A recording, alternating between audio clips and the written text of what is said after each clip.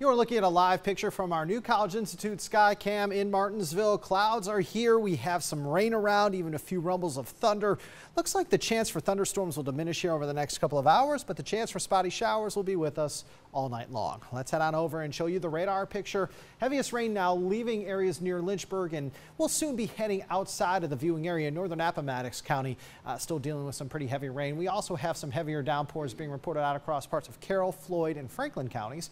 Areas in and around Floyd, Indian Valley, Rocky Mount, Ferrum, right along Highway 40, dealing with some pretty heavy rain as we speak. There have been some rumbles of thunder in these cells as well as they move to the east-northeast at around 20 miles per hour. I will tell you that it's raining in Rocky Mount. Your rain may become heavier here over the next 6 to 12 minutes or so. This is all prefrontal, meaning out ahead of the front. The actual front right now is situated along the Ohio-West Virginia state line into central parts of Kentucky. That front will cross us tomorrow, and until that front crosses us, we will stay on the unsettled side. So the chances there for a little bit of rain overnight tonight, nothing like what we saw out there this afternoon. Still looking at the chance for some passing showers tomorrow. Looks like the wettest part of the day tomorrow will be the first 2/3 of the day. I am cautiously optimistic. After about 3-4 o'clock tomorrow afternoon, most of that rain will exit stage right, and we may actually see some partial clearing late Wednesday in the mountains. Skies clear everywhere Wednesday night, and then on Thursday from sun up until sundown, we are looking at a mostly sunny sky. Here's the latest on Hurricane Irma. Category 5 hurricane, winds of 185 miles per hour. This is the strongest hurricane ever in the Atlantic Basin. Perfectly symmetrical. This is as healthy of a storm as I have ever seen. This storm means business, and it's heading right for the northern Lesser Antilles. Again, moving west at 15, winds of 185 miles per hour, Category 5 hurricane on the Saffir-Simpson scale. Likely to maintain its Category 5 status as it heads towards the Kirks and Caicos Islands Thursday at 2 o'clock.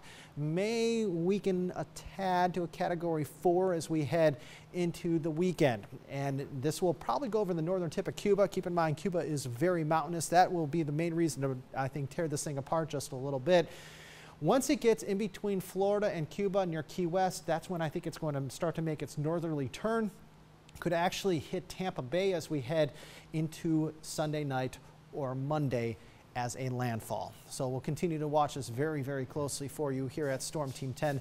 This storm is a storm that will be probably the main topic of conversation for days to come. You just saw the National Hurricane Center track. This takes into account every computer model made. This is called the spaghetti plot, and you'll notice that almost all of these computer models have this thing going through Florida, then heading to the north, maybe a little turn to the west near Asheville in North Carolina. If that happens, we will get an impact here very late Monday into Tuesday in the form of some rain, wind, and maybe even a little bit of severe weather. But lots of question marks still to answer here over the next couple of days. Irma steering midweek. The Bermuda high that is situated north of Bermuda is keeping this thing to the south and pushing it to the west. But eventually this thing is going to hook to the north because of this trough and because of this ridge. Question is, how fast will this trough be and how far east will this ridge be?